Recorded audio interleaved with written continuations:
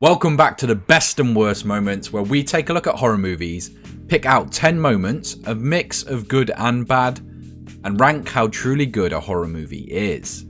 Following last week's The Babysitter, we're looking at the sequel, The Babysitter Killer Queens, which is currently out on Netflix.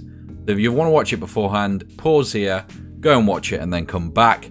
If not, let's take a look at this movie, which does carry on from the original. The cult from the original come back, with a few new members, and they're after Cole again. Cole gets a little help this time, so let's find out by who and take a look at this movie. It kicks off 2 years after the original, and puberty has hit this boy hard. In actuality, it's only been 3 years real time, so it is actually just Judah Lewis growing up. Must be all that milk he's drinking. However, that milk manages to turn into blood real quick and spill over, leading into this terrifying jump scare. Fuck you, Max. After all the praise I gave you in the first installment and you go and jump out like that. The movie starts beat for beat of the first one, the meeting with a nurse, the flu shot, and then finally the ball to the head, and this guy. Unfortunately, our group of friends for this movie fucking suck. They're not believable and the dialogue comes across as so awkward, it just doesn't work. I can already tell if this is the group we're stuck with, I'm gonna hate this. We're introduced to this character, but then she just fucking screams, giving up any chance of us saving us from this group of assholes. She then goes on to reel off a bunch of traits which make her super quirky. Everything about this movie so far is far too on the nose. The quirky girl tells you what her quirks are rather than show you. The characters say unbelievable things even for teenagers. Nothing about it so far feels believable. I hate to start the movie on so many lows because judging from the first, I will hopefully end up loving this. But I just can't believe that nobody believes what Cole believes. There are dead bodies everywhere, blood. There must be something to prove it happened after all of that. Surely the kid he mentioned is on a missing persons list. It's just too much of a stretch. We even get the scene in the last one where B kills somebody and then escapes. Cole is outside at that point. There is no way that could have been him. So for me, it doesn't add up. Okay, I've slagged off the dialogue so far, but this really actually made me laugh out loud. You going to the Olympics this weekend? Oh yeah, I can't wait to finger you. It's so random and the guy's reaction is great. Is that a sign of things to come? We also then get another scene I like with Phoebe. It seems she's being haunted by someone or something. Very reminiscent of I Know What You Did Last Summer or Scream. Soon the kids set off for the lake because Cole doesn't fancy going away to try and work on things, and I don't blame him. I was 100% sold on KingBach's performance in the first installment, but now we get our second social media star, Amanda Cerny, and I really hope this is the last. The problem there is it loses any charm and any clever meta commentary from the first one when it does stuff like this.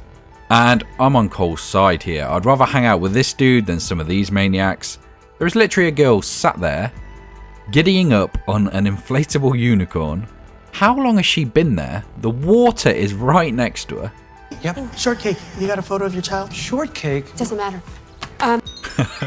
Again, I don't know why I find this so funny, but this was the second belly laugh this movie got from me. It's just a tiny cop calling someone else shortcake is funny. Obviously it works so well because Ken Marino's reaction.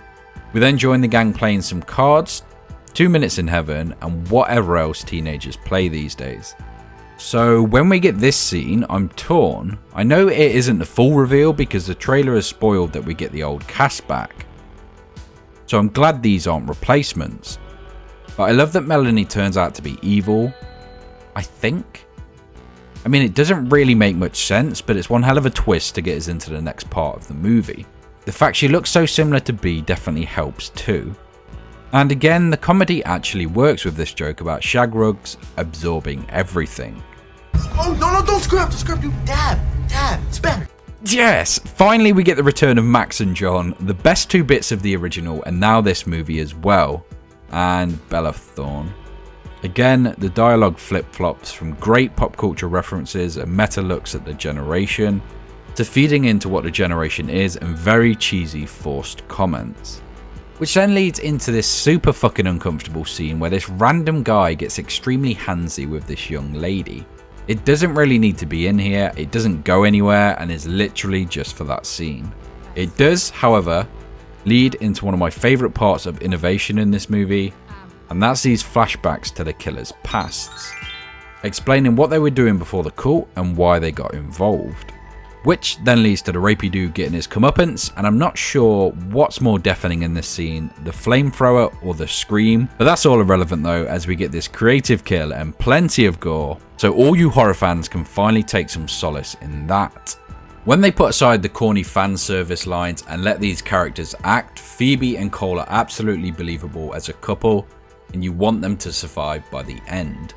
I'm actually going to give this a worst moment just because we get a handful of terrible scenes following each other.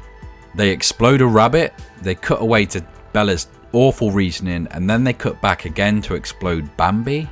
The fuck is this movie trying to do? It's like it's run out of things to do, so it's just exploding animals. Get it together. They even redo the scene where Bella pretends she's listening to them and then she's shot in the chest yet again. And the movie ends up relying too heavy on moments from the original and not doing enough new things, other than the fantastic gore and kills. Now this is probably my favourite moment from the movie. Max's cutaway scene is fucking hilarious.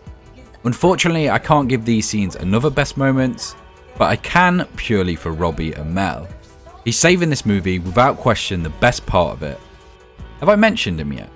They do eventually arrive at the lodge which the bunny set up with Phoebe earlier on, but we're still no closer to finding out anything about her. These two have been another great part of this movie. Other than the constant pot jokes, they've actually had some funny scenes, and this one of them belting out Black Velvet before a funny call with Cole's mum.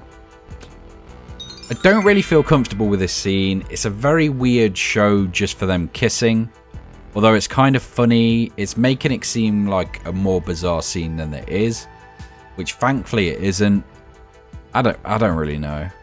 Although it does cover up something that was revealed later, so I can see why they've done it. It's a shame. Phoebe and Cole feel genuinely believable, but when eventually we get the reveal, it's a massive dud. And I hate this stuff with Melanie using his dad to end this, because we do get this moment, and for a second I thought he was actually on her side and part of the cult, which would have been one hell of a twist, but it ends up him trying to save Cole. And then we get what I would argue is one of the worst parts of this movie, but also horror movies in general, with a terrible Street Fighter-esque scene.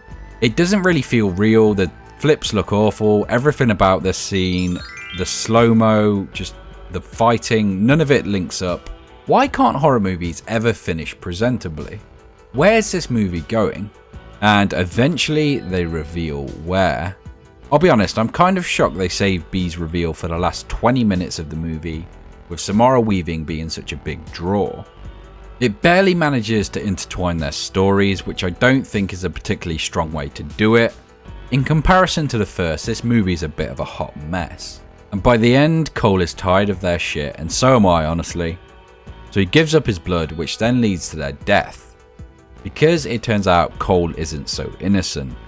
It's actually a good twist, which they covered up earlier, and an okay way to wrap up the movie. And eventually there's a reveal that B was a mastermind the whole time, setting it all up, leading them here, and helping them defeat the rest of the cult. Which I do like, and it does tie into the first movie well, and complements it. I just wish we had more of that in this movie. It does also tease another sequel if you stick around for the credits, so it may be we revisit it here, but for now, let's wrap this one up. The Babysitter Killer Queens managed 5 best moments and 5 worst, so it's slap bang in the middle, which I think, considering how much it flip-flopped between good and bad, perfectly sums up this movie. If you're a fan of the original, you will probably enjoy this. If you're an older horror fan, I think you'd be a little jaded by the generation and how hard it goes into the tropes. But that's that. Hopefully you've enjoyed us looking at the Babysitter movies. Next week it's another Samara Weaving film with Ready or Not.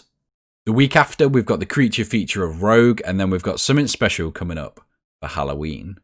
There might be a clue in that sentence, but that is all we've got for this one, so until next time.